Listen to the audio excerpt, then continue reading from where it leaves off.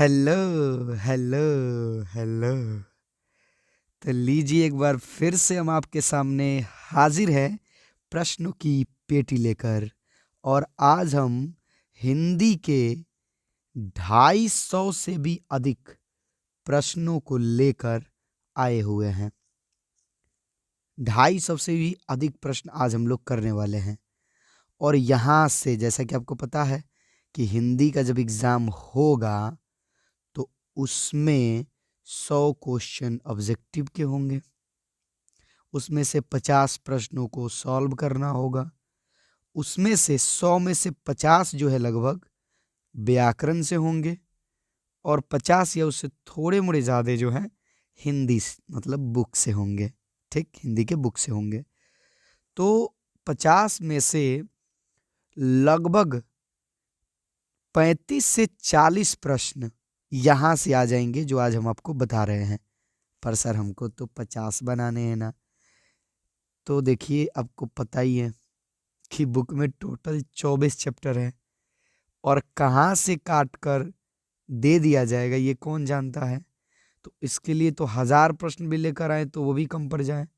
लेकिन घबराने नहीं है। अब जरा सोचिए कि अगर हमें बुक से ही 35 प्रश्न सॉल्व हो जा रहे हैं तो व्याकरण से कितने करने होंगे सर? 15 15 ही करने ना होंगे। तो 15 तो आप लोग कर ही लोगे ना व्याकरण से। उतना तो पढ़े ही होगे। संधि, समास, उपसर्ग, प्रत्यय, संज्ञा पढ़े हो ना सभी ये लोग। चलो तो बंद करते ये प्रवचन फालतू का। एकदम एकदम बेकार था ना, बोर कर दिया हम। ना ना ना ना ना ना। तो इसको हम हटाते हैं और प्रश्नों को निपटाते हैं। तो ये आपके 30 से 40 नंबर दे देगा। 40 नहीं करने हैं, पूरे 50 करने हैं। व्याकरण के भी आपको बनाने हैं तो बनाने हैं तो बनाने एकदम ठीक। चलिए पहला प्रश्न। एक ब्रिज की हत्या। देखिए एक ब्रिज की हत्या जो है कुंवर नारायण की कविता है। बड़ी मजेदार कविता है। कहते हैं कि अब की लौटा तो वह नहीं था। नहीं, कौन नहीं था? बुढ़ा वृक्ष नहीं था। तो जिस तरह से वनों की कटाई की जा रही है उस पर इन्होंने प्रकाश डालते हुए कविता लिखा हुआ है। चलिए बात करते हैं कि एक ब्रिज की हत्या शीर्षक कविता में कौन हमेशा चौकन्ना रहता है? ब्रिज। ब्रिज जो है हमेशा चौकन्ना रहता है कवि के अनुसार, कुंवर नारायण के अनुसार। रसखान रचित प्रेम वाटिका किस प्रकार की रचनाएं हैं? मतलब प्रेम वाटिका में जो है किस प्रकार की रचनाएं संकलित की है रसखान ने? तो इसमें उन्होंने प्रेम निरूपण संबंधी रचनाओं को रखा हुआ है। सेन साहब की कितनी लड़कियां थी? देखिए सेन साहब वही 20 के दांत कहानी के मतलब एक पात्र। तो उनकी टोटल 5 लड़कियां थी और एक था एकदम खचड़ा लड़का कासू, जो गाड़ी के शीशा को तोड़ते रहता था, पंचर करते रहता था, मदन से झगड़ा करता है। हिरोशिमा शीर्षक कविता में जली हुई छाया किसकी साक्षी है? किसकी साक्षी है? देखिए जब अमेरिका हिरोशिमा पर परमाणु बम गिराया तो वहाँ क्षण भर में पूरा शहर बर्बाद हो गया। उसी पर अज्ञे जो हैं, अज्ञे, इन्होंने कविता लिखी कि एक दिन सहसा सूरज निकला, अरे क्षितिज पर नहीं नगर के चौक पर। ठीक। तो ये कह रहे हैं कि जली हुई छाया किसकी साक्षी है? मानव की साक्षी है। कविता में स्पष्ट लिखा है अज्ञे जी ने। नाखून क्यों बढ़ते हैं हिंदी की कौन सी विद्या है? देखिए नाखून क्यों बढ़ते हैं हजारी प्रसाद द्विवेदी का ललित निबंध है। ललित निबंध याद रखिएगा। इसमें उनसे उनकी जो बेटी है पूछती है उनसे कि पापा नाखून क्यों बढ़ते हैं, और इसी के जवाब में उन्होंने ये पूरा ललित निबंध लिख दिया है। प्रेम ऐनी श्री राधिका, प्रेम बरन नंद नंद, प्रेम वाटिका की दहूँ, माली मालिन द्वंद।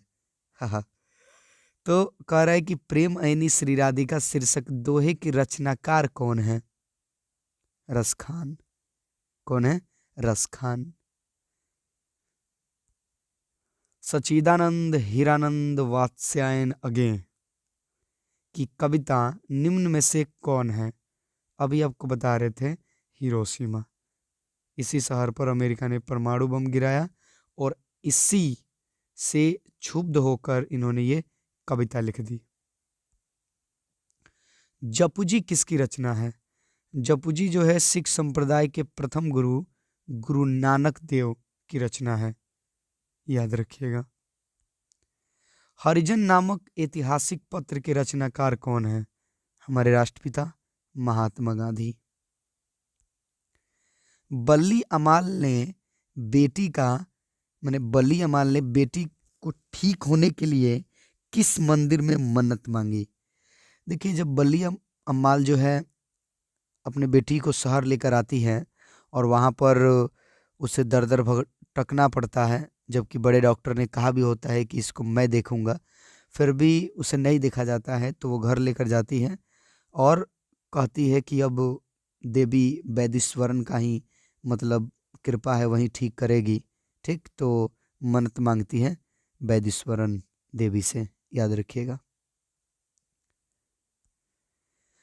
ढाते विश्वास शीर्षक कहानी में स्कूल के 2 कमरों में लगभग कितने लोग खचाखच बढ़ गए? देखिए, कहानी बड़ी मज़ेदार है, बड़ी दुखद भी है कि बारिश झमाझम हो रही है, बांध जो है पूरा लबालब नदी भर गई है। यह है कि कब बांध लांग जाए कौन जानता है। लक्ष्मी जो है यह आस लगाई है कि शायद अब की बार जो नदी है बिना लांगे हुए चुपचाप चली जाएगी, यानी बाढ़ नहीं आएगा। फिर भी उसको डर सता रहा है, नींद नहीं आ रही है लक्ष्मी को कि कहीं बाढ़ ना आ जाए। पर नदी एहसान फरामोश की तरह बांध लांग देती है और बाढ़ आ जाता है। हाहाकार मच जाता है चारों तरफ। सब लोग गांव से भागकर स्कूल पर पहुंचते हैं और वहां स्कूल के 2-2 कमरों में 300 के करीब लोग खचाखच भर जाते हैं। लेखक ये भी बताते हैं कि पानी स्कूल के ऊपर तक आ जाता है। अब जरा सोचिए कि उन 300 लोगों का क्या हुआ होगा। तो याद रखिएगा आप लोग, बड़ी दुखद कहानी है यह। ढाते विश्वास। ढाते विश्वास। किसने जिंदगी में पहली बार अस्पताल का विरोध नहीं किया? माँ ने। क्योंकि माँ की जो बेटी थी मंगू, वो जन्म से ही पागल और गूंगी थी।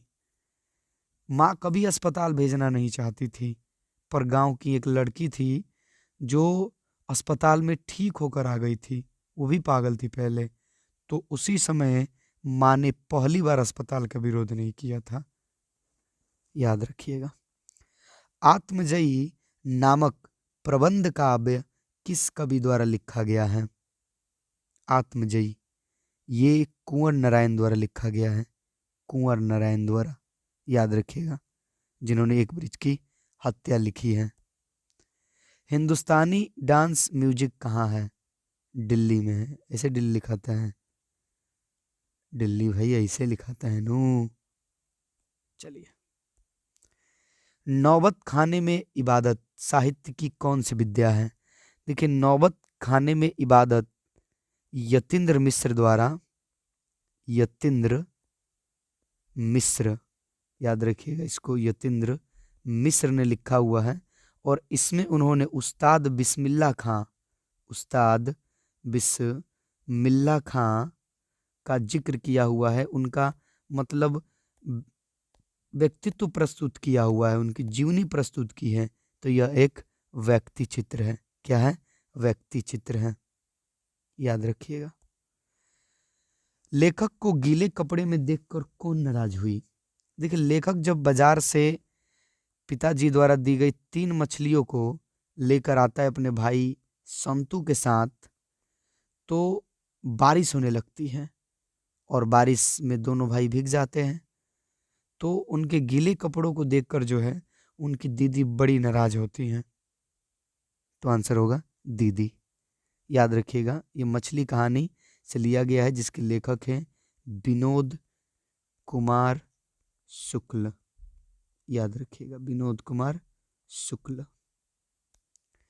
संगीत शास्त्रांगत सुधीरबाधों में है, मतलब सुधीरबाध इसमें से किसको कहा जाता है? याद रखिएगा, शहनाई को जो है सुधीरबाध कहा गया है, सॉरी सुशीरबाद।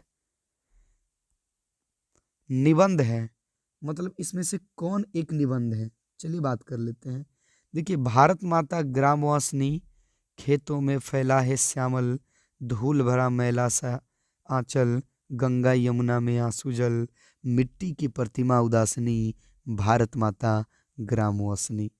अब हमारे कहे गए कथनों से आपको स्पष्ट हो गया होगा कि सर ये तो कविता है, अज्ञे के द्वारा लिखी गई ये कविता है। मछली कहानी है, अभी बताएं, विनोद कुमार शुक्ल द्वारा। बहादुर भी कहानी है।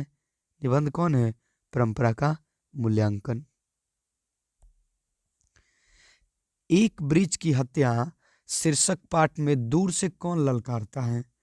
देखिए, एक ब्रिज की हत्या पाठ में कवि कुंवर नारायण बताते हैं कि जब भी वो आते हैं तो ब्रिज जो है चौकीदार की भांति दूर से ही ललकारता है। कौन?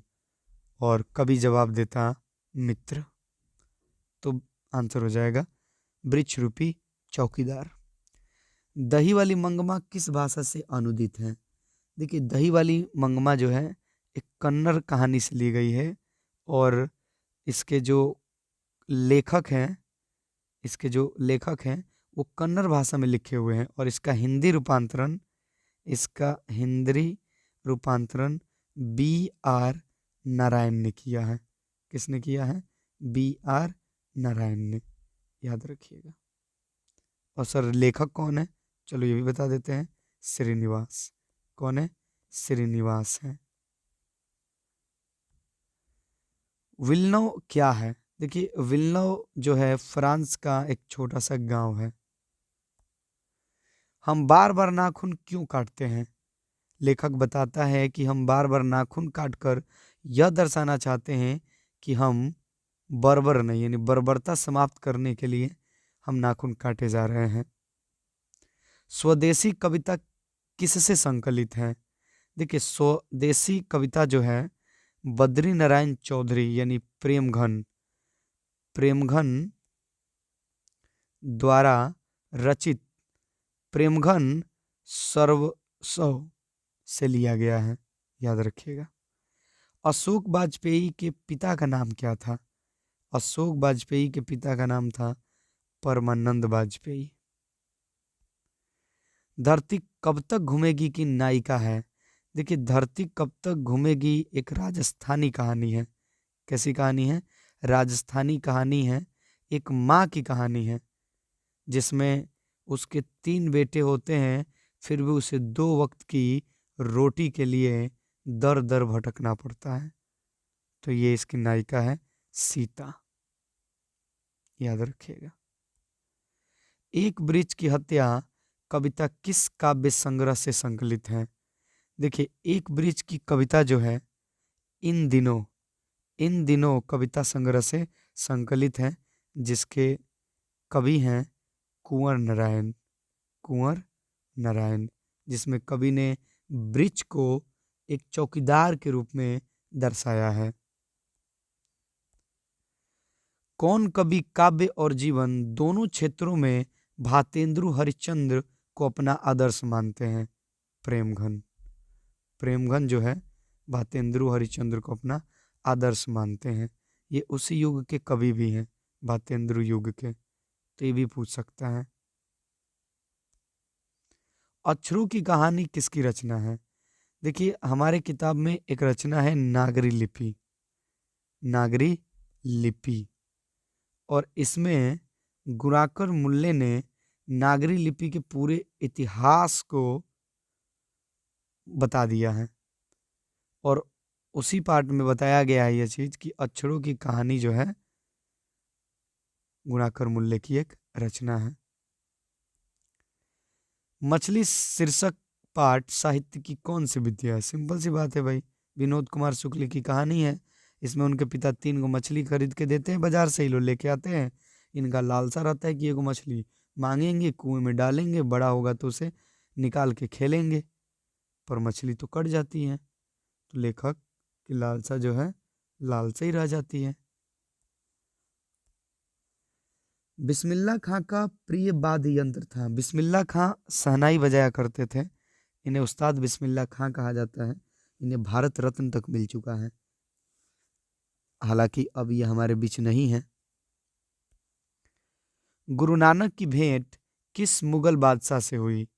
देखिए, सिख संप्रदाय के प्रथम गुरु गुरु नानक, इनकी भेंट जो है बाबर से हुई थी, बाबर से। आशा दीवार किसकी रचना है? ये गुरु नानक की रचना है, गुरु नानक की। बिरजू महाराज सबसे बड़ा एग्जामिनर यानी जज किसे समझते थे?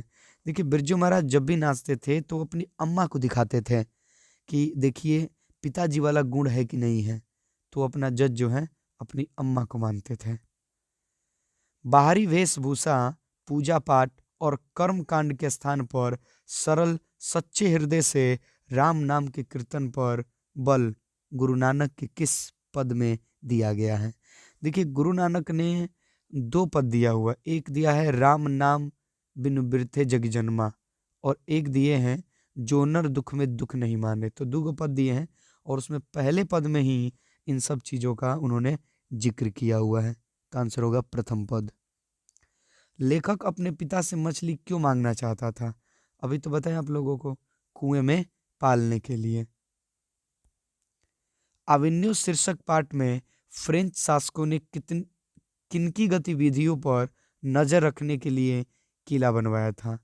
देखिए, अवेन्यू अवेन्यू मतलब इस शीर्षक पाठ में फ्रेंच शासक जो इसमें बताया गया है कि पोप की गतिविधियों पर नजर रखने के लिए फ्रेंच शासकों ने किला बनवाया हुआ था।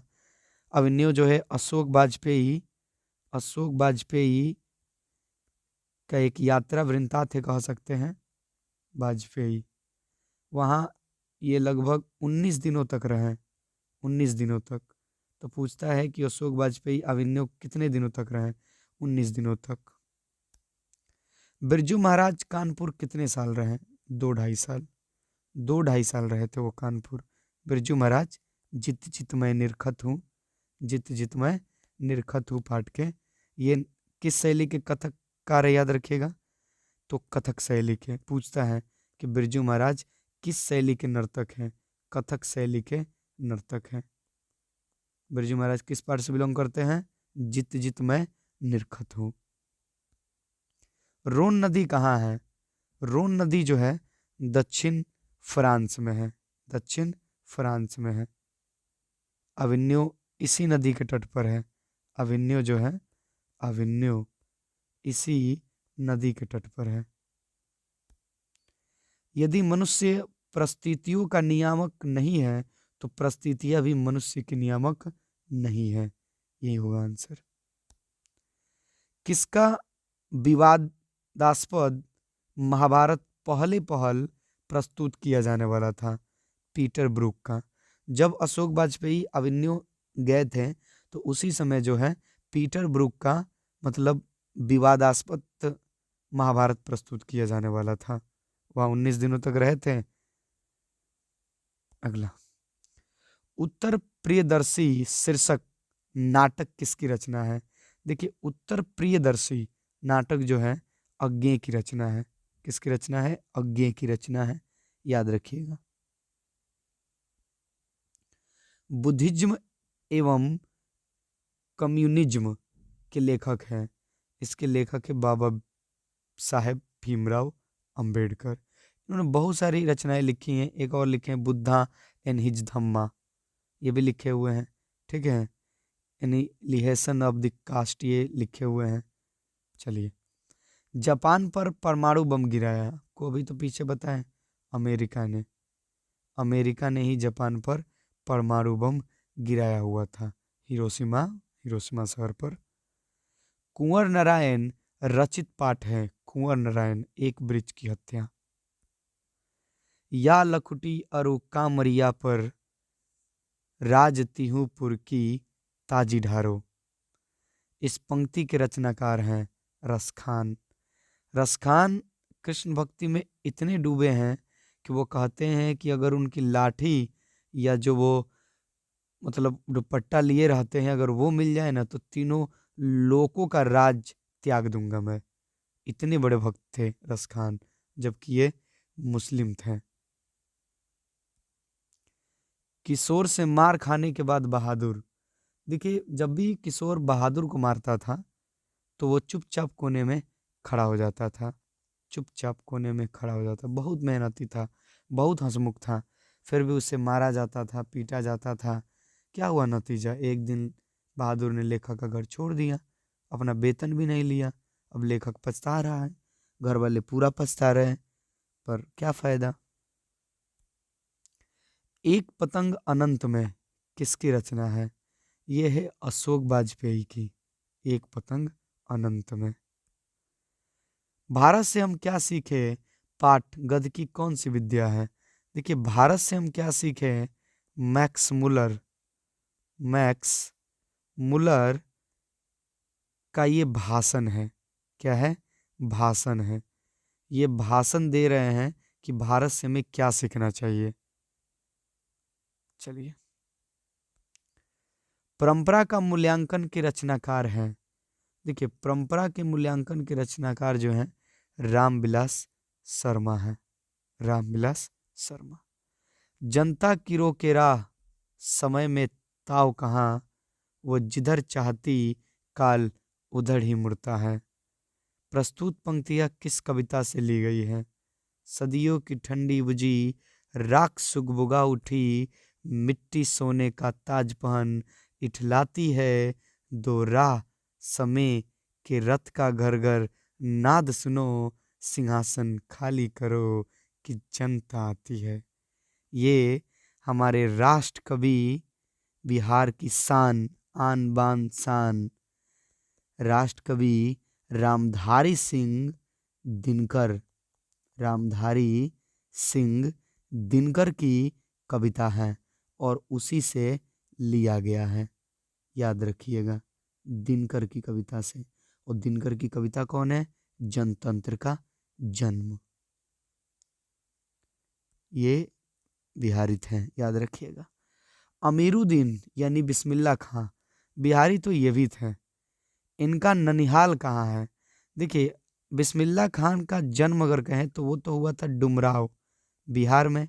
एक मिनट, आंसर नहीं बता रहे हम। बिहार में हुआ था, यानी बिहारी थे।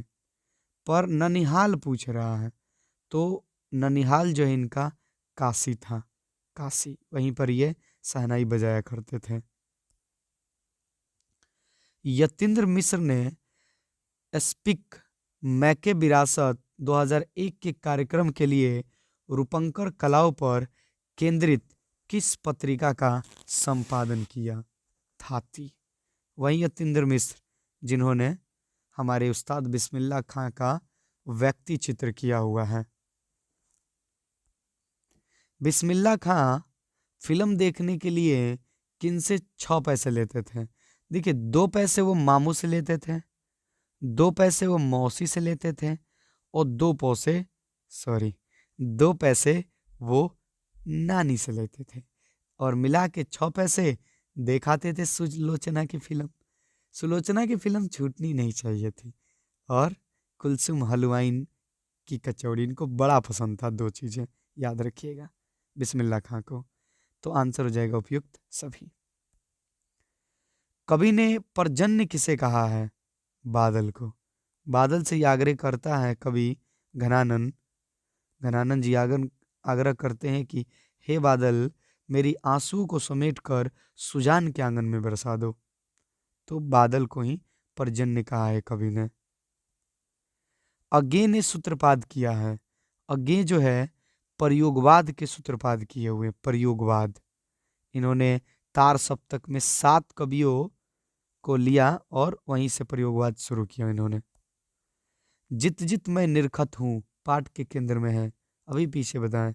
पंडित बिरजू महाराज, जो कथक शैली के एक मशहूर डांसर थे। हजारी प्रसाद द्विवेदी किस निबंध के रचयिता हैं? हजारी प्रसाद द्विवेदी, वही आचार्य हजारी प्रसाद द्विवेदी जिनकी बेटी ने उनसे पूछा था कि पापा नाखून क्यों बढ़ते हैं, और वो पूरा निबंध लिख दिए। तो नाखून क्यों बढ़ते हैं, ये क्या? झोपड़ी और महल की लड़ाई में अक्सर कौन जीतते हैं? देखिए, झोपड़ी और महल की लड़ाई में अक्सर महल वाले ही जीतते हैं, अक्सर महल वाले जीतते हैं।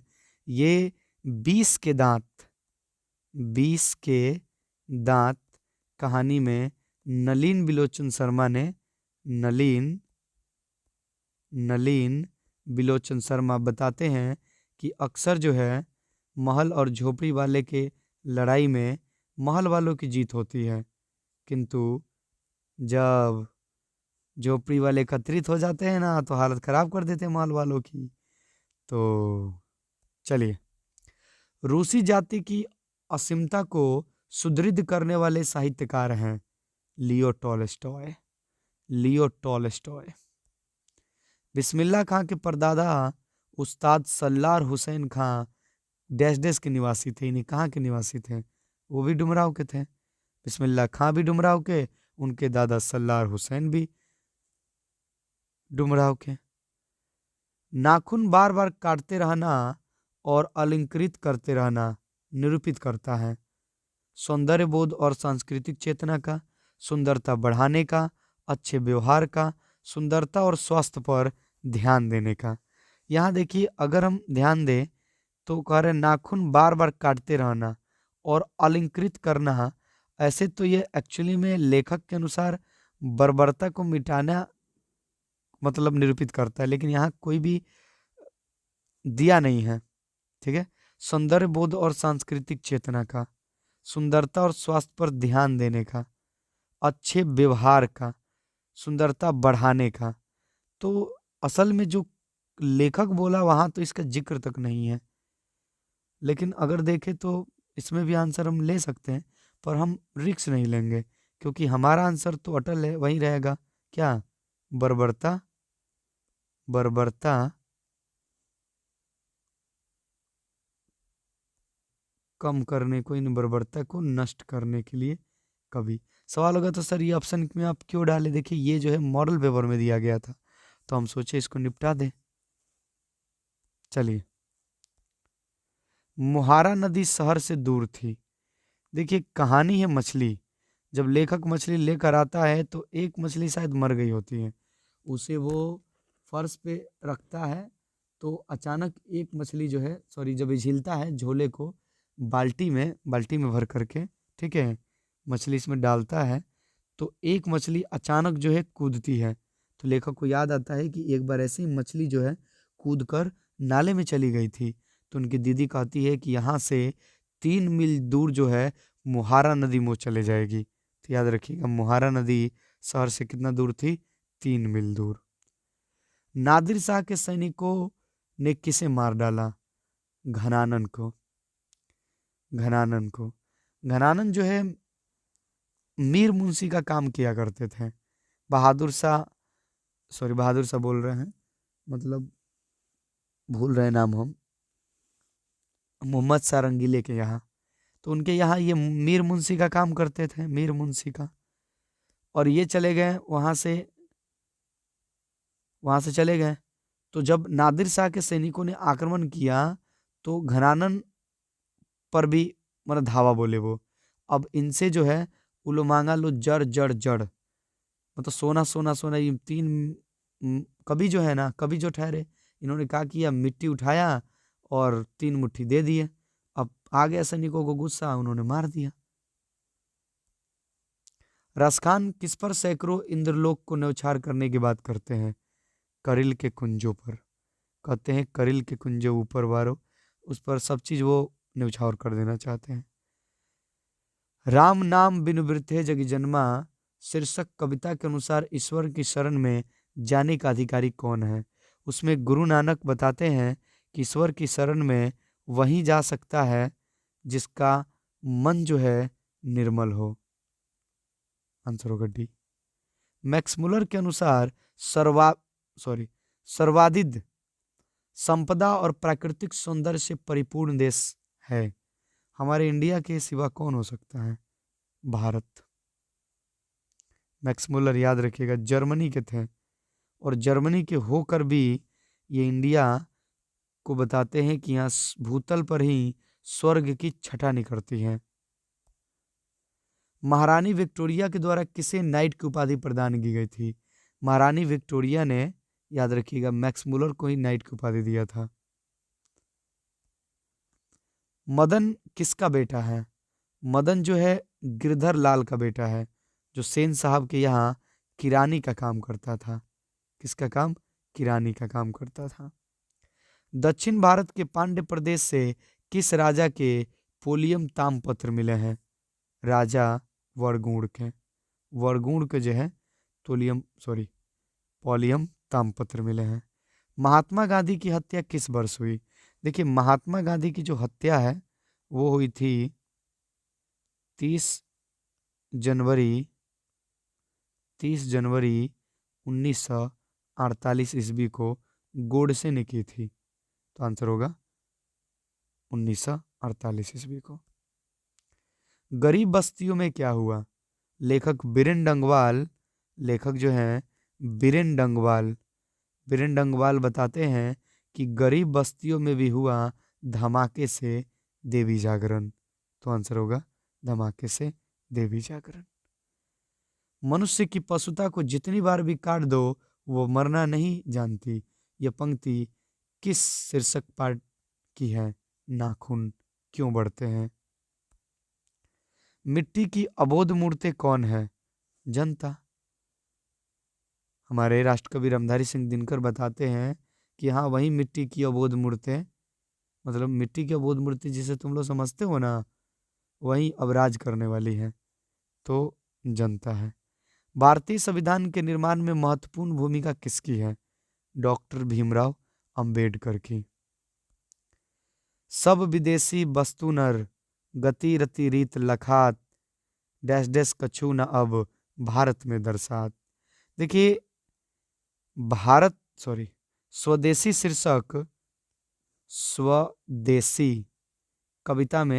शीर्षक कविता में प्रेमघन जो है, प्रेमघन लिखते हैं कि सबे विदेशी वस्तु नर, गति रति रीत लखात, भारतीयता कछु न अब भारत में दर्शात। तो आंसर होगा भारतीयता। सीता को अपने ही घर में कैसा महसूस होता है?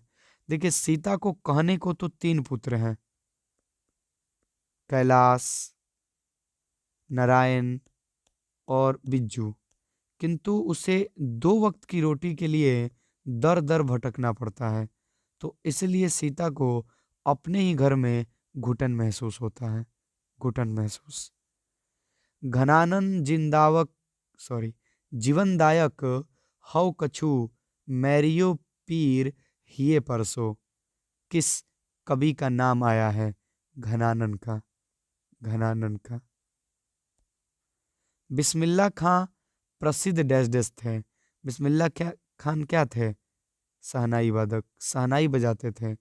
इसी के बलबूते उनको भारत रत्न भी मिला। याद रखिएगा, उनका जन्म कहाँ हुआ था? डुमरांव में। और वो कहाँ रहते थे? काशी में, क्योंकि वहीं पर उनका ननिहाल था। पंडित बिरजू महाराज किस कला से संबंधित है? नृत्य कला। और नृत्य कला में कौन सी कला? कथक शैली।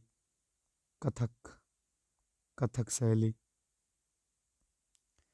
पापत्ती किस रोग से ग्रसित थी? पापत्ती जो है मेनिंजाइटिस रोग से ग्रसित थी। मेनिंजाइटिस रोग से ग्रसित थी। इसी को नगर लाया गया था। नगर कहानी में इसी का जिक्र है। ठीक है। इसकी माँ जो है बल्ली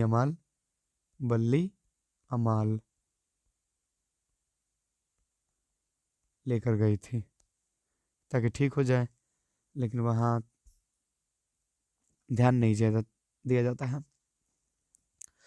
अविन्यू कहाँ स्थित है? अविन्यू आपको अभी तो बताएं दक्षिण फ्रांस में स्थित है, रोन नदी के किनारे। कहाँ पर? रोन नदी के किनारे। मंगू किस कहानी की पात्र है? मंगू जो है जन्म से ही गूंगी और पागल, एक पागल लड़की है, पागल लड़की। लेकिन फिर भी इस पागल लड़की से उसकी माँ इतनी स्नेह करती है कि जब उसे अस्पताल में छोड़ कर आती है तो अगले दिन वो खुद भी पागल हो जाती है माँ। तो ये माँ की ममता है कि बेटी से इतनी लगाव। तो मंगू किस कहानी के पात्र हैं? माँ कहानी की। बिस्मिल्लाह खां फिल्म देखने के लिए भी तो बताएं, सब से 2 पैसा लेते थे, 6 पैसा में चल जाते थे। अंबेडकर ने भारत की बेरोजगारी का प्रमुख एवं प्रत्यक्ष कारण किसे बताया है? देखिए, भारत में बेरोजगारी का प्रमुख और प्रत्यक्ष कारण जो है जाति प्रथा है, जाति प्रथा। सभ्य समाज की आवश्यकता क्या है? देखिए, सभ्य समाज के लिए श्रम विभाजन जरूरी है, काम का बंटवारा एकदम जरूरी है, सब लोग ये काम तो नहीं ना कर सकते हैं। साहित्य की परंपरा का पूर्ण ज्ञान किस व्यवस्था में संभव है? देखिए, साहित्य की परंपरा का पूरा ज्ञान जो है समाजवादी व्यवस्था में ही संभव है। पर समाजवाद कहाँ आ रहा है हमारे देश में? सुजाता का वास्तविक नाम क्या है? सुजाता, याद रखिएगा, सुजाता जो है नगर कहानी के लेखक हैं, जिसमें पापत्ती को नगर लाया गया होता है उसका इलाज करने के लिए, पर इलाज के अभाव में फिर उसे गांव जाना होता है। तो सुजाता का वास्तविक नाम क्या है? एस रंगराजन है, एस रंगराजन। बहादुर को लेखक के घर कौन लाया था? देखिए, बहादुर जो है एक नेपाली लड़का था। क्या था? नेपाली लड़का था। वहां पर वो पहाड़ों पर चढ़ते रहता था, एक घोंसले में हाथ डाल डाल कर अंडा निकालता था, यही इसका काम था। मतलब आवारागर्द लड़का था एकदम। तो एक दिन क्या हुआ, उसने भैंस को, अपने भैंस को बहुत मार दिया। अब माँ का माथा ठनका, वो भी इसको मार दी, बहादुर को पूरा एकदम लतिया दी बढ़िया से, और वहीं पर रोते हुए छोड़ के आ गई। अब बहादुर का मन जो है माँ से फट गया कि कैसी माँ है भाई, रोते हुए छोड़ी आई। अब क्या किया, घर गया और घी की हांडी में से 2 रुपया निकाला और हो गया 9 2 11।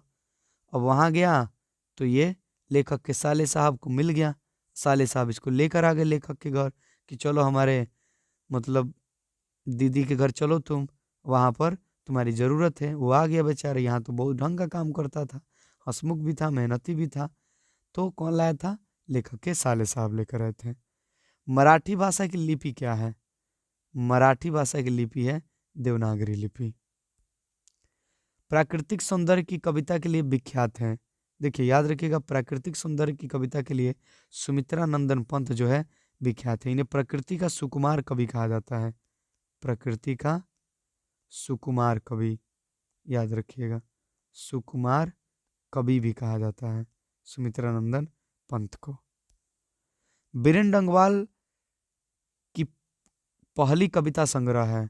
देखिए, बीरेन डंगवाल जो है पहली कविता उनका है इसी दुनिया में, इसी दुनिया में, जिन्होंने हमारे बुक में क्या लिखा हुआ है? हमारी नींद, हमारी नींद। इसमें लिखते हैं कि हमारी नींद के दौरान कुछ इंच बढ़ गए पेड़, कुछ सुत पौधे। एक वृक्ष की हत्या कविता किसकी रचना है? कुंवर नारायण की। मादुरे पांडिय लोगों की दूसरी राजधानी है, यह कहाँ लिखा है? ये बात जो है, आप जब नगर कहानी पढ़िएगा तो शुरू में ही लिखा गया है कि ये जो राजधानी है, मतलब ये बात जो है कॉल्डवेल के तुलनात्मक माफ कीजिएगा, व्याकरण में। मंगू कितने वर्ष की हैं? तो देखिए, कहानी में लेखक ने एक बार बताया है कि अगले अगहन में, मतलब अगहन में जो है, अगहन अगहन में मंगू जो है 14 साल की हो जाएगी। कितने साल की? 14 साल की हो जाएगी। तो यहाँ पूछ रहे कितने वर्ष की है, तो अगहन में जब 14 साल की हो जाएगी तो अभी कितने वर्ष की है? 13 वर्ष की है। अब माँ सोच रही है कि उसकी बड़ी बहन जो कम्मू थी, कम्मू, उसका तो 14 साल में शादी हो गया था, अगर ये भी ठीक रहती तो इसका भी शादी कर देते। पठित पाठ के आधार पर बताइए कि मोटर कार को खतरा किससे हो सकता है? नालायक को छोड़कर किससे हो सकता है? वो तो बेचारी पांचों की पांचों एकदम सुशील थी, लो पांचों बेटियां जो सेन साहब की 5 बेटियां थी, सब बढ़िया थी, एकदम सुशील। ऐसा कि अगल बगल की लड़कियां उनका उदाहरण, सॉरी, अगल बगल के लोग जो हैं उनका उदाहरण देते थे। और खतरा किससे था? उसी खोखा से, यानी कासू से, जो उनका दुलरुआ लड़का था। नागरी लिपि पाठ साहित्य की कौन सी विद्या है? तो नागरी लिपि जो है क्या है? निबंध है। नागरी लिपि क्या है? निबंध है। अगला, तुर्की के महाकवि नाजिम हिकमत की कवियों का अनुवाद बिरिन डंगवाल ने किस रूप में किया? याद रखिएगा कि तुर्की के जो महाकवि नाजिम हिकमत की कविता थी, उनका अनुवाद जो है बिरिन डंगवाल ने 1991 ईस्वी में, जहाँ तक हमको पता है 1991 ईस्वी में, शायद गलत ना हो जाए हम, पहल पुस्तिका के रूप में किया था। तो आंसर हो जाएगा पहल पुस्तिका। चलिए अगला प्रश्न कह रहा है कि महाविद्यालय नामक कहानी संग्रह किसकी रचना है? देखिए, महाविद्यालय कहानी संग्रह जो है विनोद कुमार शुक्ल की रचना है। इनका एक और रचना है पेड़ पर कमरा, पेड़ पर कमरा, याद रखिएगा। और महाविद्यालय से ही ये कहानी जो है इनकी मछली ली भी गई है, तो इसलिए ये इंपॉर्टेंट हो जाता है। चलिए तो याद रख लीजिएगा। अगला सवाल, भारत माँ के श्रेष्ठ मुख की तुलना कवि ने किससे की है? देखिए, भारत माता ग्रामवासिनी, खेतों में फैला है श्यामल धूल भरा मैलासा आंचल में, पंत सुमित्रा नंदन पंत जो है उनकी तुलना छायायुक्त चंद्र से किए हैं। कि भारत माता पराधीनता के कारण, गुलामी के कारण जो है ऐसा लगता है कि राहु ग्रसित हो गई है। ढाते विश्वास कहानी के केंद्र में है। देखिए, ढाते विश्वास कहानी में क्या होता है? लक्ष्मी जो है उसकी नायिका है, और लक्ष्मी को आस रहता है कि अब की बार नदी बांध नहीं लांघेगी, पर लांघ देती है, पूरा गांव डुबा देती है। तो बाढ़ की समस्या का जिक्र है। मछली शीर्षक कहानी में लेखक की माँ क्या कर रही है? तो देखिए, लेखक की माँ जो है मछली के लिए क्या पीस रही है? मसाला पीस रही है। और पूछे कि उनकी दीदी क्या कर रही है, तो वो सो रही थी। दीवार में एक खिड़की रहती थी नामक उपन्यास किस लेखक की रचना है? ये जो है विनोद कुमार शुक्ल की है, जिन्होंने मछली लिखा हुआ है, मछली। अगला, शिक्षा और संस्कृति किन की रचना है? देखिए, शिक्षा और संस्कृति आपके गद्य खंड का आखिरी अध्याय है, और इसके लेखक जो हैं महात्मा गांधी हैं। महात्मा गांधी। ये अहिंसा उसमें बताते हैं कि अहिंसा सबसे बढ़िया और उदात्त शिक्षा है, अहिंसा। अगला, टॉलस्टॉय कौन थे? रूसी लेखक थे। टॉलस्टॉय जो है रूसी लेखक थे। अच्युत किसका बेटा था? अच्युत जो है लक्ष्मी का बेटा था, लक्ष्मी का बड़ा बेटा था, जो बांध, मतलब नदी के किनारे बांध बांधने गया था कि बाढ़ न आए, पर क्या फायदा, बाढ़ तो आ गया। दुरात मानवीय विविष्का का चित्रण करने वाली कविता है हिरोशिमा, हिरोशिमा गेजी की, इसमें परमाणु बम गिराया गया है, उसी का जिक्र हुआ है। किस कवि ने वर्णाश्रम व्यवस्था और कर्म कांड का विरोध करके निर्गुण ब्रह्म की भक्ति का प्रचार किया? गुरु नानक ने, गुरु नानक। इनका जन्म भी पूछता है, याद रखिएगा। इनका जन्म जो है क्या हुआ था, जो अभी पाकिस्तान में पड़ता है, याद रखिएगा। इनका जन्म जो है, इनके जन्म स्थान को आज हम लोग बोलते हैं नानकाना साहब। क्या बोलते हैं, लिख दे रहे, नानकाना साहब। और ये है पाकिस्तान में, पाकिस्तान में है, याद रखिएगा। तो अगला सवाल, नानकाना साहब का संबंध लो बताएं, और अभी आ गया गुरु नानक से। जित जित मैं निरखत हूँ, पाठ साहित्य की विद्या है। क्या है देखिए, जित जित मैं निरखत हूँ में जो पंडित बिरजू महाराज है उनकी शिष्या रश्मि वाजपेयी, कौन है?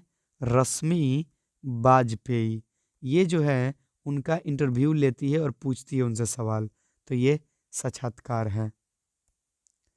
लेखक अमरकांत को किस लेखन के लिए साहित्य अकादमी पुरस्कार प्राप्त हो चुका है? कथा लेखन के लिए अमरकांत जो बहादुर लिखे हैं। बहुत रात हो गई है, लगभग 12 बज रहे हैं, और आप लोग के लिए हम इतनी सर्दी में मेहनत कर रहे हैं, इसलिए गला थोड़ा सा फंसेगा और आवाज़ भी थोड़ा भारी हो रहा है, क्योंकि नाक जो है जाम हो जा रहा है, ये उसके कारण ओस मतलब आ रहा है। बहुत ठंड गिर रही, बहुत, क्या करें। इतने प्रश्न तैयार करने में समय लग गया, तो 12 तो बजने ही थे, लेकिन पूरा समाप्त करेंगे, कोशिश करेंगे कि पूरा समाप्त हो जाए, टेंशन नहीं लेना आप लोगों को। चलिए लेते हैं अगला प्रश्न। इधर किधर भाग गया भाई? देवगिरी के यादव शासकों के लेख किस लिपि में हैं? देखिए, देवगिरी के जो यादव हैं, तो नागरी लिपि में लेखक बताता है कि इनका जो शासकों के लेख है वो नागरी लिपि में है। किस लिपि में है? नागरी लिपि में है। पर यहाँ विकल्प में नहीं दिया गया, ये भी मॉडल पेपर से हमने उठाया हुआ है, ठीक है। तो इस बार के नहीं सोचिएगा, मतलब कि इस बार के, ठीक है। तो कह रहा है कि नंदी नागरी, ब्राही लिपि, खरोष्टी लिपि, इनमें से कोई नहीं। जब इनमें से कोई नहीं दिया है तो हम इसी की ओर जाएंगे, क्योंकि नागरी लिपि ऑप्शन में नहीं है, तो आंसर होगा इनमें से कोई नहीं, क्योंकि असल आंसर क्या होगा? नागरी लिपि, ठीक। उत्तर प्रियदर्शी, ये तो उधर ही बताएं आप लोगों को, अज्ञे की रचना है, यह अज्ञे का नाटक है। देवी नदी बांध के नीचे किसका घर था? देवी नदी बांध के नीचे लक्ष्मी का घर था, लक्ष्मी का। ढहते विश्वास, ढहते विश्वास, इस कहानी का नाम ढहते विश्वास क्यों रखा गया है? क्योंकि सबको आस है कि इस बार जो है मतलब बांध नहीं टूटेगा, फिर भी बांध टूट जाता है, इसलिए कहानी का शीर्षक रखा गया ढहते विश्वास, ढहते विश्वास। इसके कहानीकार कौन है? सात कोड़ी होता, सात कोड़ी होता, याद रखिएगा। कैसी कहानी है यह? उड़िया कहानी है, उड़िया कहानी है यह। इसकी प्रमुख पात्रा कौन है? लक्ष्मी है। लक्ष्मी के बड़े लड़के का नाम क्या था? अच्युत, जो गया था बांध बनाने के लिए। देवी नदी के किनारे लक्ष्मी के पति का नाम क्या था? लक्ष्मण था। वो कहाँ काम करता था? इधर लिख दे रहे, लक्ष्मण, लक्ष्मण था। कहाँ काम करता था वो? कोलकाता में। कहाँ काम करता था? कोलकाता में। तो ये सारे क्वेश्चन हमसे पूछे जा सकते हैं। कोलकाता में वो काम करता था, और ये छुटपुट काम करती थी तहसीलदार के यहाँ। मंगू के अलावा माँ को कितनी संतानें थी? देखिए, मंगू के अलावा जो है माँ की 3 संतानें थी, 3 संतान। 2 पुत्र जो शहर में काम कर रहे थे, 2 पुत्र जो शहर में काम कर रहे थे, और एक पुत्री जिसका विवाह हो गया था, नाम था कम्मू, कम्मू था उसका नाम, ठीक, विवाह कर दी थी उसके। तो आंसर होगा 3। सात कोड़ी होता का जन्म हुआ था। देखिए, सात कोड़ी होता जो है, सात कोड़ी होता अभी बताएं, ये जो ढहते विश्वास, ढहते विश्वास कहानी के कहानीकार हैं, ढहते विश्वास कहानी के कहानीकार हैं। ये उड़िया कहानी है। कैसी कहानी है? उड़िया कहानी है, और इनका जन्म हुआ था 1929 ईस्वी में, 1929, जब विश्वव्यापी आर्थिक संकट आया था, तब ये जन्मे थे ये। किसने सीता को रसमलाई भेजी थी? किसने जो है सीता को रसमलाई भेजी थी? तो भौंरी ने। किसने भेजा था? भौंरी ने भेजा था। याद रखिएगा, सीता के 3 पुत्र थे, बता देते हैं आप लोगों को। सीता के जो है 3 पुत्र थे, 3 पुत्र। पहला सबसे बड़ा कैलाश, दूसरा नारायण, और तीसरा जो था वो था बिज्जू। कौन था? बिज्जू। कैलाश की पत्नी का नाम था राधा, नारायण की पत्नी का नाम था भौरी, और बिज्जू की पत्नी का नाम था पुष्पा। तो ये याद रखना होगा आपको। 3 पुत्र थे, फिर भी माँ को यानी सीता को दर दर भटकना पड़ता था। हद तो तब हो गई जब बेटों ने यह कहा कि माँ को 50-50 रुपये दे दिया जाए, अब वो अपना खुद ही बना लेगी। माँ का दिल एकदम फट गया बेटों से, और रात में निकली और घर छोड़कर चली गई। ये धरती कब तक घूमेगी, धरती कब तक घूमेगी, क्योंकि धरती कब तक घूमेगी मतलब सीता कब तक इधर उधर करेगी, एक दिन छोड़ दी घर। चलिए, जो साहित्य दूसरों की नकल करके सीखा जाए वो अधम कोटि का होता है। कौन सांस्कृतिक असमर्थता का सूचक होता है? सॉरी, कौन बोल दिए? और तो पूछ रहा है यहाँ पर कि यह पंक्ति किस पाठ की है। देखिए, यह पंक्ति जो है परंपरा का मूल्यांकन, जिसके राइटर रामविलास शर्मा है, उसी से लिया गया है। उसी में इन्होंने बताया हुआ है कि जो साहित्य दूसरों की नकल करके सीखा जाए वो अधम कोटि का होता है। कितने वर्ष की उम्र में बिरजू महाराज को संगीत नाटक अकादमी अवार्ड मिला? 27 साल की उम्र में। 27 साल की उम्र में ही बिरजू महाराज को मिल गया था ये पुरस्कार, इतने कम उम्र में। रेनर मारिया रिल्के, रेनर मारिया रिल्के, देखिए रेनर मारिया रिल्के यह एक जर्मन कवि है, जर्मनी के कवि हैं। हालांकि इनका जन्म ऑस्ट्रिया में हुआ था, लेकिन अब वो जर्मनी में पढ़ता है। ठीक है, तो जन्मे ऑस्ट्रिया में थे लेकिन अब जर्मनी में पढ़ता है। इनकी रचना है मेरे बिना तुम प्रभु, कविता है जिसमें इन्होंने भक्त और भगवान के संबंधों पर प्रकाश डाला हुआ है। ठीक, तो कह रहा है इनकी माता का नाम क्या था, पहले जान लेते हैं इनके पिता का नाम क्या था। देखिए, इनके पिता का नाम था जोसेफ रिल्के, जोसेफ रिल्के, और इनके माता का नाम सोफिया था। माता का नाम क्या था? सोफिया। तो याद रखिएगा। किस भाषा के कवि हैं? जर्मन भाषा के कवि हैं।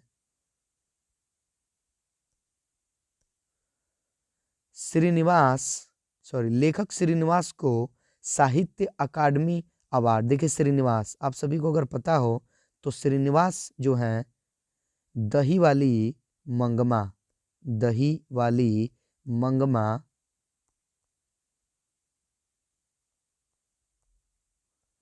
कहानी के कहानीकार हैं। दही वाली मंगमा कहानी के कहानीकार हैं, जिसमें वो बेंगलोर के शहरों में दही बेचा करती है, उसके बहू से झगड़ा हो जाता है और फिर तरह तरह की बातें होती हैं। पूरी कहानी में इसी का जिक्र है, एक पारिवारिक स्थिति का। बेटा भी माँ का पक्ष ना लेकर अपनी बीवी का पक्ष लेता है। तो कह रहे हैं श्रीनिवास को साहित्य अकादमी कब मिला? सन 1968 में। कवित्री अनामिका का जन्म स्थल कहाँ है? देखिए, कवित्री अनामिका जो है बिहार की हैं। कहाँ की हैं? बिहार की हैं। स्त्रीत्व का मानचित्र नामक आलोचना किसकी रचना है? ये अनामिका का ही रचना है।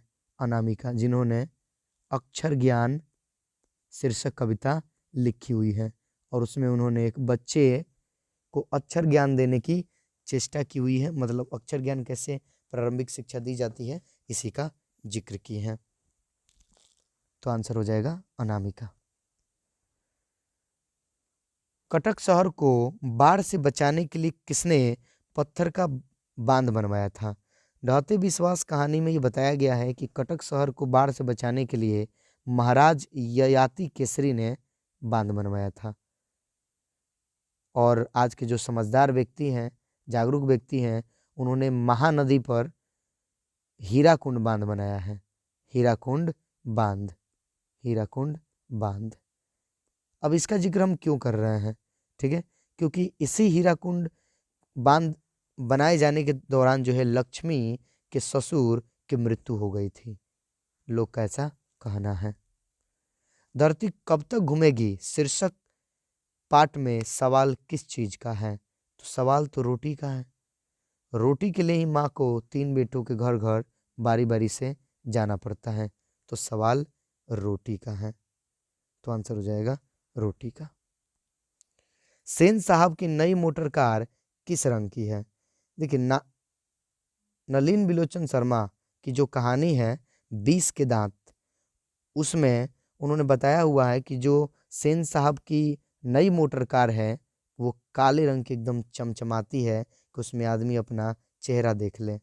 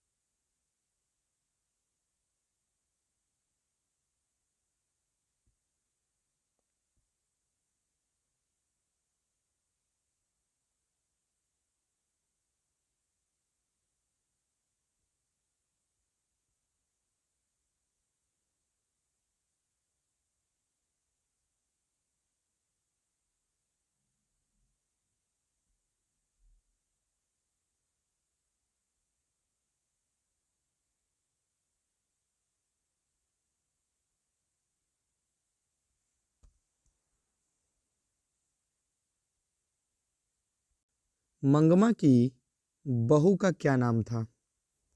देखिए मंगमा जो बेंगलोर के शहरों में दही बेचा करती है, उसकी बहू से ही उसका झगड़ा हो गया था और उसी के कारण वो अलग रहा करते थे। उस बहू का नाम पूछ रहा है, उसका नाम था नजम्मा। नजम्मा। फावड़ी और हल राजदंड बनने को हैं, यह पंक्ति किस कविता के हैं? ये पंक्ति राष्ट्रकवि रामधारी सिंह दिनकर, राष्ट्रकवि रामधारी सिंह दिनकर के जनतंत्र का जन्म शीर्षक कविता की है। नगर शीर्षक पाठ में अमलराज को कितने नंबर का कमरा दिखाने के लिए कहा गया? देखिए होता ऐसा है कि जो बल्ली अमाल है, बल्ली अमाल, वो उसको एक चीट पकड़ा दी जाती है और उसको कहा जाता है कि वो क्या करे, 48 नंबर के कमरे में चली जाए। पर वो तो पढ़ी लिखी है नहीं, तो वो ढूंढे भी कैसे?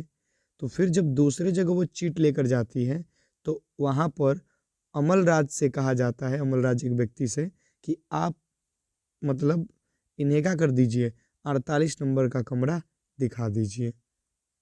ठीक, तो आंसर होगा 48 नंबर। इन मुसलमान हरि जनन पे कोटिन हिंदू वारिय किस कवि के लिए कहा गया है?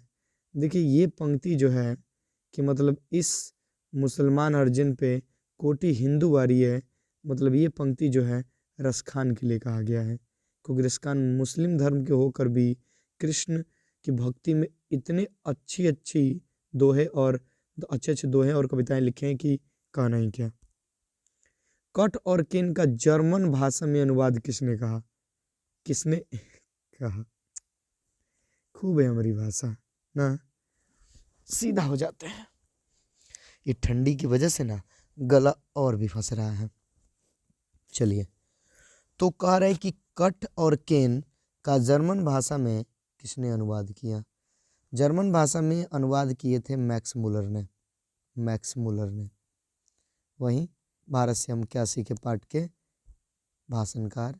लौट कर आऊँगा फिर कविता में कवि एक बार फिर कहाँ आने की लालसा व्यक्त करता है?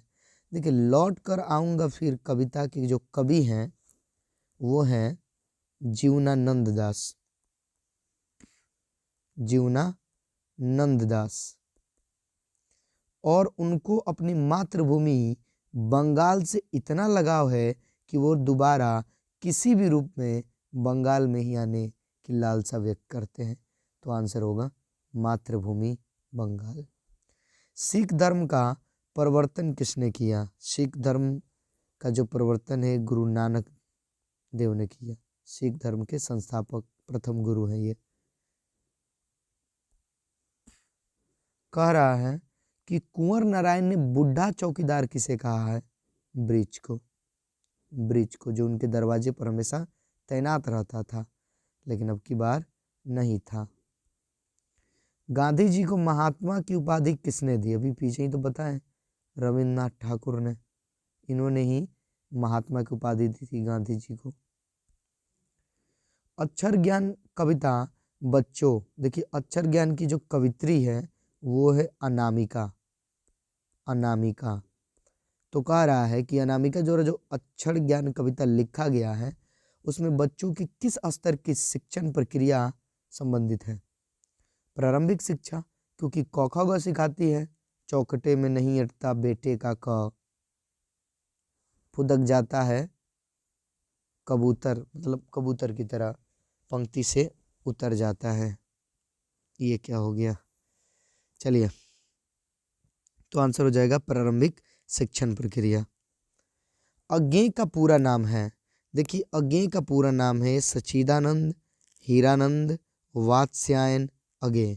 तो आंसर होगा सच्चिदानंद हीरानंद वात्स्यायन अज्ञेय।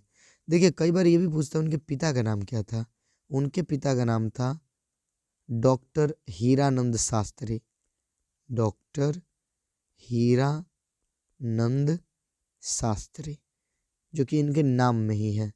देखिए हीरानंद है ना, तो याद रखिएगा डॉक्टर हीरानंद शास्त्री उनके पिता का नाम था। परंपरा का मूल्यांकन किसकी कृति है? अभी तो पीछे बताएं, रामविलास शर्मा। ये डबल क्यों हो गए क्वेश्चन? मेरी नींद के दौरान कुछ डैश डैश बढ़ गए पेड़। देखिए बीरेन डंगवाल हमारी नींद शीर्षक कविता में कहते हैं कि मेरी नींद के दौरान कुछ इंच बढ़ गए पेड़। कुछ इंच बढ़ गए पेड़। रेनर मारिया रिल्के द्वारा रचित कविता है मेरे बिना तुम प्रभु। सुमित्रा नंदन पंत ने मिट्टी की प्रतिमा उदासनी किसे कहा है? भारत माता।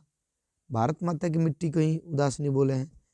खेतों में फैला है श्यामल धूल भरा मैला सांचल, गंगा यमुना में आंसू जल, मिट्टी की प्रतिमा उदासनी, भारत माता ग्रामवासिनी। याद रखिएगा सुमित्रा नंदन पंत को।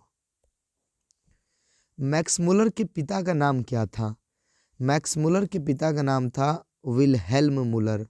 विलहेल्म मुलर। सरपट शब्द का, सरपट, देखिए सरपट शब्द का प्रयोग जो है एक कहानी में हुआ है, मछली कहानी में, कि मछली लेकर सरपट भागा। ठीक है, तो इसका अर्थ होता है तेजी। नलिन बिलोचन शर्मा का जन्म कब हुआ?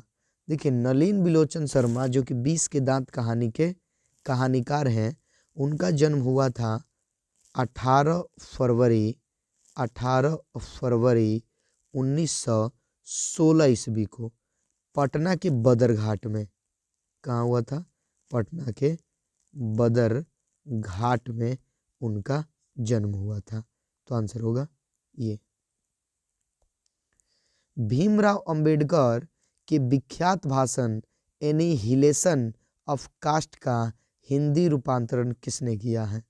देखिए हमारे बुक का जो पहला पाठ है वो क्या है? श्रम विभाजन और जाति प्रथा। श्रम विभाजन, श्रम विभाजन और जाति प्रथा। तो उसके जो लेखक हैं, श्रम विभाजन और जाति प्रथा, उसके जो लेखक हैं डॉक्टर भीमराव अंबेडकर हैं। लेकिन वो जो भाषण है वो इसी से लिया गया है, एनिहिलेशन ऑफ कास्ट, जो कि उन्होंने इंग्लिश में लिखा हुआ था, इंग्लिश में। तो कह रहा है इसका हिंदी रूपांतरण किसने किया है? इसका हिंदी रूपांतरण किया है ललई सिंह यादव ने। ललई सिंह यादव ने। पिछले कई दिनों से लगातार बारिश होते देख लक्ष्मी को क्या लग रहा था? और लक्ष्मी ढहते विश्वास कहानी की नायिका है, उसमें बाढ़ आया है, तो बारिश देखकर लक्ष्मी को क्या लगेगा? कि बाढ़ आएगी। चिंता में उसे रात को नींद नहीं आ रही है कि उसके छोटे छोटे बच्चे हैं। दही वाली मंगमा शीर्षक कहानी का अनुवाद किसने किया है? देखिए, दही वाली मंगमा शीर्षक कहानी का अनुवाद किया है B.R. नारायण ने। ढाते विश्वास शीर्षक कहानी के लेखक का नाम क्या है? सात कोड़ी होता, जो कि एक उड़िया कहानी है। अमरकांत का जन्म डैश डैश में हुआ था। देखिए, अमरकांत का जन्म हुआ था 1925 ईस्वी में। ये बहादुर कहानी के लेखक है। बहादुर नेपाल का एक लड़का होता है जो ठीक ना होता है, गोरा चकट शरीर, मेहनती, हंसमुख। घर लेखक के घर आते ही सबको एकदम आराम देता है, लेकिन बाद में उसे सब मारने लगते हैं, पीटने लगते हैं।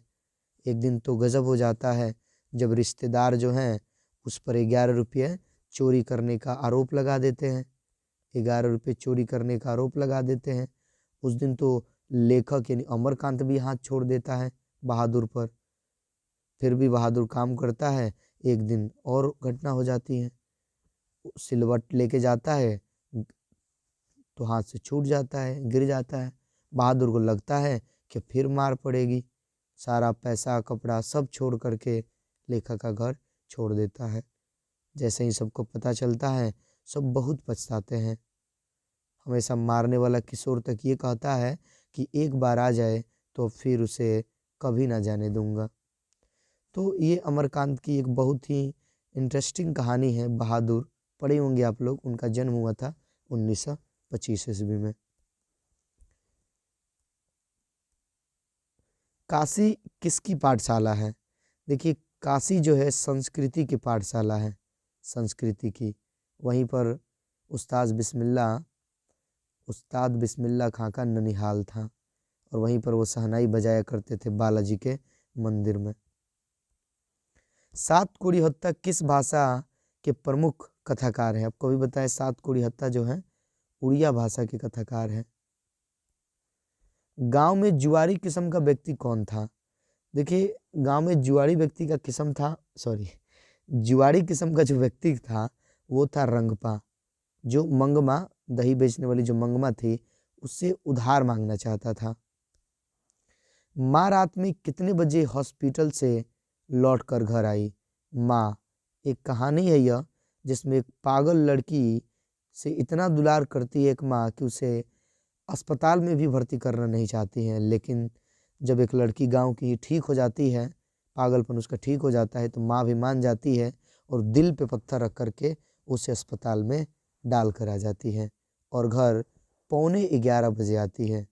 लेकिन बहुत दुख की बात है कि सुबह माँ भी उसी की श्रेणी में चली जाती है, यानी वो भी पागल हो जाती है।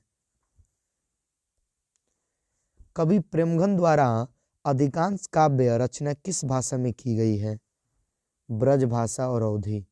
प्रेमगन। गुरु नानक के पद हैं, इसमें कौन जो है गुरु नानक के पद हैं, मतलब किस तरह का है? तो गुरु नानक ने क्या कहा है? राम नाम बिनु बिरथे जग जन्मा, भिखू खावे भिखू बोले। तो गुरु नानक जो है राम भक्तिमय गीत है उनका। जटा मुकुट तन भस्म लगाई, वसन छोड़ी तन नग्न भया। किस कविता की पंक्ति है यह? अभी तो बताएं आपको। राम नाम बिनु बिरथे जग जन्मा, उसी की ये पंक्ति है। गुरु नानक इसके कवि हैं। हमारी नींद कविता में किसका जीवन क्रम पूरा हुआ? हमारी नींद कविता में बीरेन डंगवाल बताते हैं कि एक मक्खी का जीवन क्रम पूरा हुआ। बीरेन डंगवाल बताते हैं कि एक मक्खी का जीवन क्रम पूरा हुआ। याद रखिएगा आप लोग। इनका जन्म जो है ठीक से याद नहीं आ रहा है हमें, संभवतः छोड़िए, नहीं लिखेंगे। कुंवर नारायण का जन्म कब हुआ? देखिए, कुंवर नारायण ने एक वृक्ष की हत्या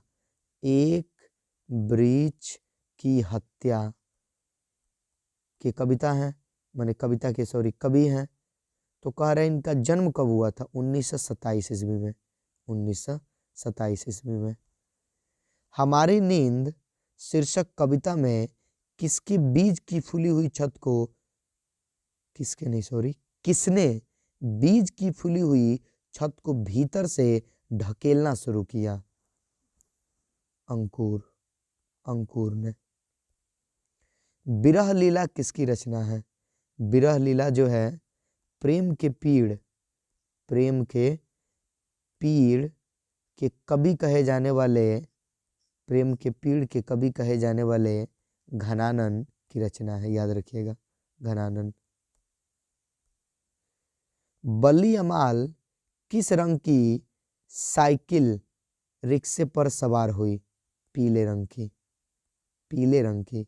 जब उससे लगा कि अब जो है मतलब मेरी बेटी पापत्ती जो है यहाँ ठीक नहीं हो पाएगी, तो सोची गांव में ही लेके जाते हैं। तो पीले रंग के रिक्शा पर सवार हुई और देवी से मन्नत मांगी, चल दी गांव को। लेकिन उसे क्या पता था कि उसे ऐसा रोग था जिसका इलाज गांव में नहीं है। घनानन का जन्म लगभग हुआ था, देखिए घनानन का जो जन्म है वो लगभग 1881 ईस्वी में हुआ था, लगभग 1881 ईस्वी के आसपास हुआ था। निम्न में कौन जैन गणितज्ञ है? महावीराचार्य। महावीराचार्य जो है एक जैन गणितज्ञ थे। हमारे पड़ोसी देश नेपाल की नेपाली व नेवारी भाषाएं किस लिपि में लिखी जाती है? देवनागरी लिपि। ये जो लिखा हुआ है ना ये पूरा, ये भी तो देवनागरी लिपि में ही है, हिंदी पूरा देवनागरी लिपि में लिखते हैं। जीवन के आरंभिक दिनों में बिस्मिल्लाह खां को संगीत के प्रति आसक्ति कैसे हुई? देखिए उनको आरंभिक जीवन में दो गायिका बहनों से हुई, रतुलन बाई और बतुलन बाई। जिस रास्ते से वो जाते थे वो रास्ते में ही मिलती थी लोग, और मतलब इसी से उनको आसक्ति हुई संगीत के प्रति। लेखक गुणाकर मूल्य की शिक्षा की भाषा क्या थी? देखिए लेखक गुणाकर मूल्य का जन्म जो है महाराष्ट्र में हुआ था, महाराष्ट्र में। तो उनकी आरंभिक शिक्षा निश्चित तौर पर किस भाषा में हुई होगी? मराठी भाषा में, मराठी भाषा में। 20 के दांत कहानी का प्रमुख पात्र कौन है? देखिए 20 के दांत कहानी का सबसे मेन पात्र खोखा है, खोखा, कासू, सेन साहब का दुलरुआ लड़का। Who are Sutraj, sorry Sudraj, who are Shudraj किसकी रचना है? डॉक्टर भीमराव अंबेडकर की रचना है यह। लौट कर आऊंगा फिर पाठ के लेखक हैं जीवनानंद दास। जो हाँ वो कहते हैं कि चाहे कुछ भी हो जाए, किसी भी रूप में मैं बंगाल में आऊंगा, बंगाल की नदियां मुझे बुलाएंगी। पंडित बिरजू महाराज को गंडा किसने बांधा? उनके पिता ने, क्योंकि उनके पिता ही उनके गुरु थे और वहीं उनको गंडा बांधे थे। 500 रुपये में, 500 रुपये बिरजू महाराज कमा कर आए, तब जाके उनके पिता ने गंडा बांधा नजराना देने के लिए। कवि घनानन अपने आंसुओं को कहाँ पहुंचाना चाहते हैं? देखिए कवि घनानन जो है, कवि घनानन मीर मुंशी का काम करते थे रंगीले के यहाँ।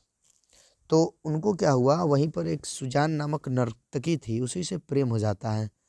लेकिन विरह होने पर वो ये कविता लिखते हैं और बादल से आग्रह करते हैं कि मेरे आंसुओं को सुजान के आंगन में बरसा दो।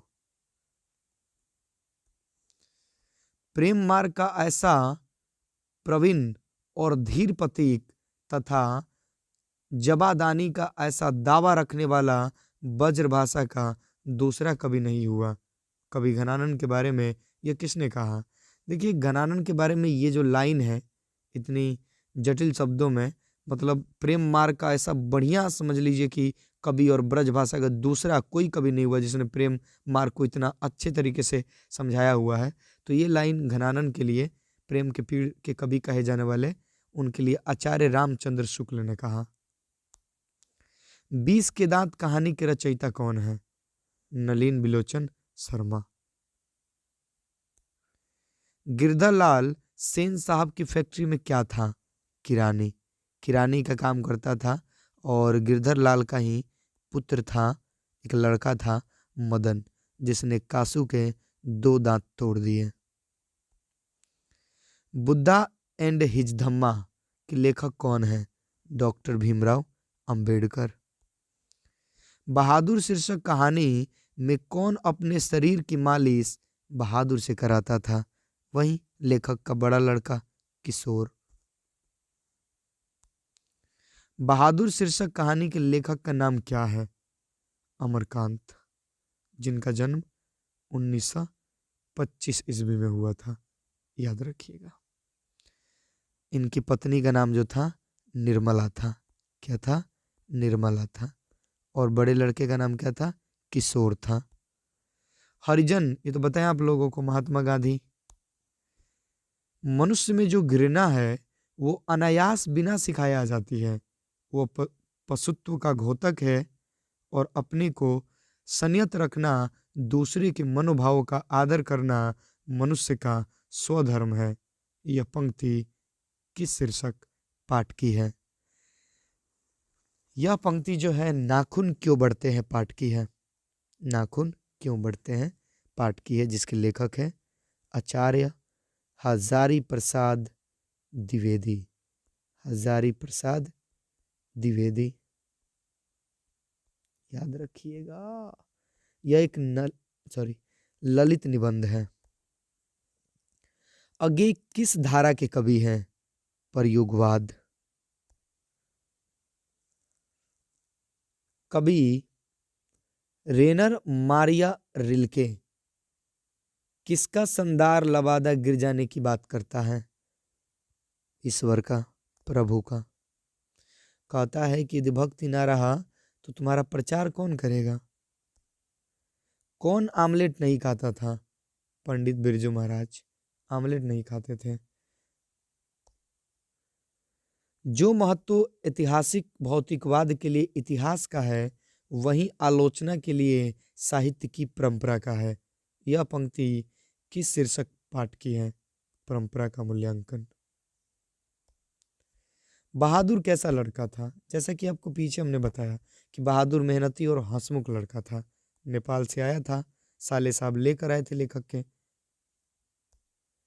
नौकर शीर्षक कहानी के लेखक, माफ कीजिएगा, बहादुर नौकर था इसलिए दिमाग में नौकर चल रहा था। नगर, नगर कहानी के लेखक कौन है? देखिए, नगर कहानी के लेखक जो हैं सुजाता है। सुजाता, याद रखिएगा, सुजाता। अगला, मंगू के अलावा माँ की कितने संतानें थी? अभी तो बताएं, 3, 2 पुत्र और 1 बेटी। भारत की सर्वाधिक आबादी कहाँ बसती है? देखिए, मैक्स मुलर बताते हैं कि भारत की सर्वाधिक आबादी जो है गांव में बसती है, और गांव में ही भारत की आत्मा निवास करती है। भारत की आत्मा, भारत की आत्मा कहा जाता है गांवों को।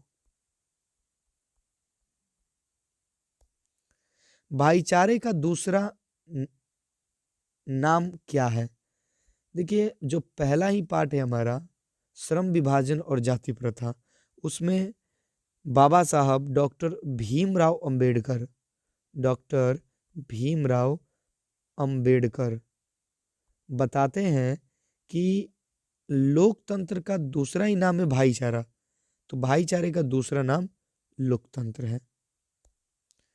रामधारी सिंह दिनकर का जन्म कब हुआ? 23 सितंबर 1907 ईस्वी को हुआ था। कहाँ पर? बेगूसराय में। बेगूसराय में हुआ था, बिहार में। ये बिहार के आन बान शान है, इन्हें राष्ट्र कवि कहा जाता है। बीड़ा किसकी रचना है? बीड़ा जो है किसकी रचना है? तो बीड़ा जो है सुमित्रा नंदन पंत की रचना है। रसिक समाज की स्थापना किसने की? देखिए, रसिक समाज की स्थापना एक भारतेंदु युग के प्रमुख कवि बद्री नारायण चौधरी यानी प्रेमघन ने की। महात्मा, ये कितनी बार क्वेश्चन पूछा जाएगा भाई, ये इतना इंपॉर्टेंट है। चलो देख लीजिए, 3 बार डाल दिया गया है, इतना इंपॉर्टेंट है कि रविन्द्रनाथ टैगोर ने। ठाकुर भी बोलते हैं इनको। किस काव्य संग्रह पर बीरेन डंगवाल को साहित्य अकादमी पुरस्कार प्राप्त हुआ? देखिए, बीरेन डंगवाल को साहित्य अकादमी पुरस्कार मिला दुष्चक्र में सृष्टा पर। किस चिंता से लक्ष्मी को नींद नहीं आती थी? बाढ़ की।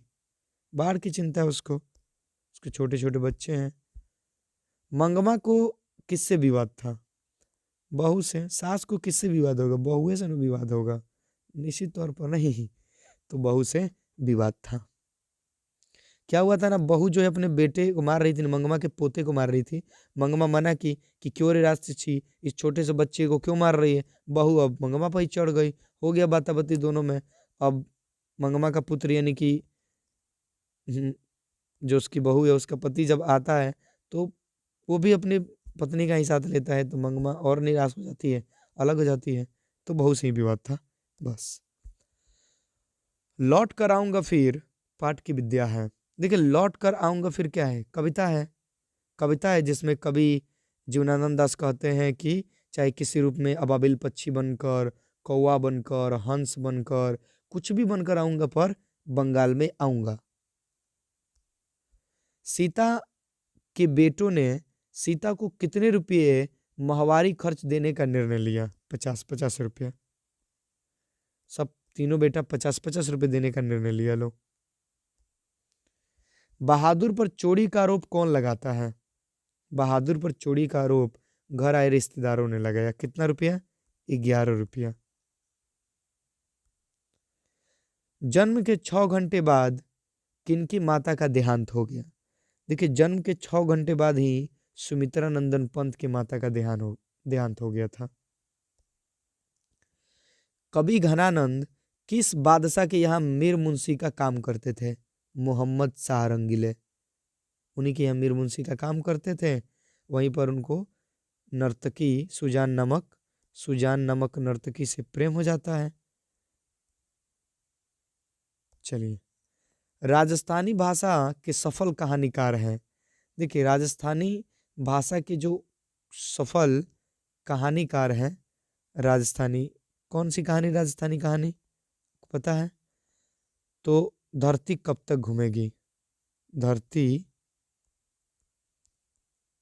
कब तक घूमेगी, कब तक घूमेगी, क्योंकि इसमें एक माँ जो है 3 बेटों के बीच में बारी बारी से घर घर घूमती है, इसलिए इसका शीर्षक रखा गया है धरती कब तक घूमेगी। जरा सोचिए कि माँ के कितनों संतानों माँ पाल लेती है, पर एक माँ जो है 3-4 बेटों से नहीं पाली जाती, तो बहुत दुखद बात है ये मानव के लिए। जिस माँ ने 9 महीने में कोख में रख कर पाला, उसको भी मतलब हम ऐसे हे दृष्टि से देखते हैं। चलिए, तो कह रहा है कि राजस्थानी भाषा के सफल कहानीकार हैं सांवरदैया। सांवरदैया। नारायण की पत्नी का नाम क्या था? आपको उधर ही बताएं, नारायण की पत्नी का नाम था भौरी। भौरी था। राधा जो है कैलाश की पत्नी थी, लिख दे रहे हैं, और पुष्पा जो है बिज्जू की पत्नी थी, बिज्जू की। सीता क्या देखकर उदासी हो गई? काला ओढ़ना। अपना काला ओढ़ना देखकर जो है सीता रुआसी हो गई। या लकुटी अरु कामरिया पर राज तिहुपुर की ताजी ढारो। इस पंक्ति के रचनाकार कौन है? रस खान। सुजाता की कितनी कृतियां प्रकाशित हो गई हैं? सुजाता नगर कहानी के लेखक। 25 से भी अधिक कहानियां इनकी प्रकाशित हो चुकी हैं। महाविद्यालय नामक कहानी संग्रह किनकी रचना है? विनोद कुमार शुक्ल, मछली कहानी के कहानीकार। रसिक समाज की स्थापना भी तो बताएं, बद्रीनारायण चौधरी। नागरी लिपि के आरंभिक लेख हमें कहाँ से मिले हैं? दक्षिण भारत से। दक्षिण भारत से। निम्नलिखित में कौन पड़ोसियों के आवागर्द छोकरों के साथ लट्टू नचा रहा था? मदन। गिरधर लाल का बेटा मदन जो है लट्टू नचा रहा था। तभी बाबू खोखा जो वहां पहुंचते हैं और कहते हैं कि हमको भी लट्टू दे नचाने के लिए। अब मदन को आ जाता है गुस्सा, क्योंकि वो उसके पिता का कार छुआ होता है तो ढकेल दिया गया होता है। अब इसको आता है गुस्सा, ले उठा के पटक देता है और 2 दांत वो उखाड़ देता है। जाति पाति तोड़क मंडल का वार्षिक सम्मेलन किस वर्ष हुआ? 1936 ईस्वी में।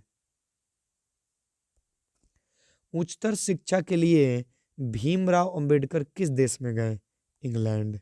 इंग्लैंड चले गए थे वो, हाई मतलब एजुकेशन के लिए, कि ज्यादा एजुकेट हो सके वो। सीता के बड़े लड़के का नाम क्या था? कैलाश। कैलाश 3 लड़के थे, कैलाश सबसे बड़ा था। वारेन हेस्टिंग कहाँ का गवर्नर जनरल था?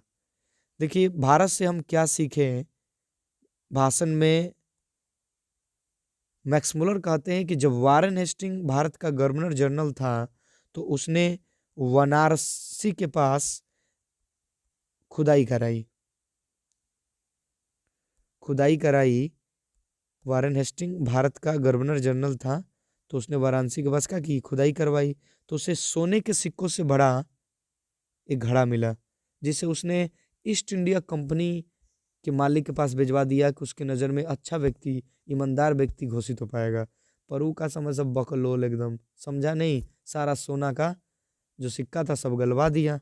याद रखिएगा, वारेन हेस्टिंग भारत का गवर्नर जनरल था। ये किस्सा आप लोग सुने होंगे। भारत से हम क्या सीखे हमें? मैक्स मुलर की दृष्टि में सर्विस संपदा और प्राकृतिक सौंदर्य से परिपूर्ण देश कौन है? भारत को छोड़ के कौन होगा? दोराह समय के रतकर गड़गड़ ना सुनो, सिंहासन खाली करो की जनता आती है। यह पंक्ति किस कविता की है? जनतंत्र का जन्म, दिनकर जी का। मंगू कब से पागल है? जन्म से। जन्म से ही पागल और गूंगी है वो। देवी नदी बांध के नीचे किसका घर है? लक्ष्मी का। पूर्वज लक्ष्मी के लिए कितना खेत छोड़ गए हैं? 1 बीघा। उसी में खेती करती है। शिक्षा और संस्कृति किसकी रचना है? महात्मा गांधी की। रामधारी सिंह दिनकर को किस रचना पर ज्ञानपीठ पुरस्कार मिला? उर्वशी पर। यही पूछता कि किस रचना पर साहित्य अकादमी पुरस्कार मिला? साहित्य अकादमी पुरस्कार मिला। अगर ये पूछेगा तो याद रखिएगा, इसे भी पूछा जा सकता है आप लोग से। ये होगा संस्कृति के 4 अध्याय। उनकी एक रचना है संस्कृति के 4 अध्याय। 4 अध्याय। इसी पर उनको साहित्य अकादमी, देखिए साहित्य संस्कृति ऐसे याद कर सकते हैं। और वर्षी पर ज्ञानपीठ मिला था। नगर संवेदना के कवि हैं कुंवर नारायण। रामधारी सिंह दिनकर का जन्म कहाँ हुआ था? देखिए, दिनकर जी बिहार के ही तो पता ही है, बेगूसराय, सिमरिया।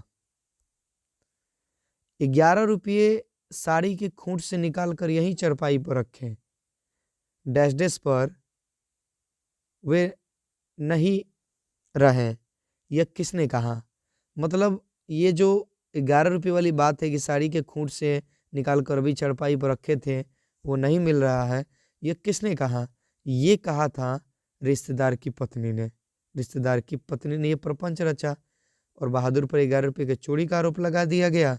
नतीजा आपको पता ही है, बहादुर घर छोड़कर चल गया कुछ दिन बाद। उर्वशी के रचयिता का नाम है, अभी तो बताएं कि उर्वशी पर दिनकर जी को क्या मिला है? ज्ञानपीठ पुरस्कार मिला है। उन्हीं की रचना है यह। यदि मनुष्य परिस्थितियों का, ये तो आपको बहुत पहले ही बता दिए, बहुत पहले ही, नियामक नहीं है। डबल कैसे हो गया भाई? रामधारी सिंह दिनकर किस काल के कवि हैं? तो आधुनिक काल के वो कवि है, उत्तर छायावाद के। उत्तर छायावाद के। चलिए, तो इसी के साथ जो है हमने लगभग 250 प्रश्न को क्लियर कर लिया। उससे ज़्यादा ही हमने किया, 250 से भी ज़्यादा प्रश्न किए।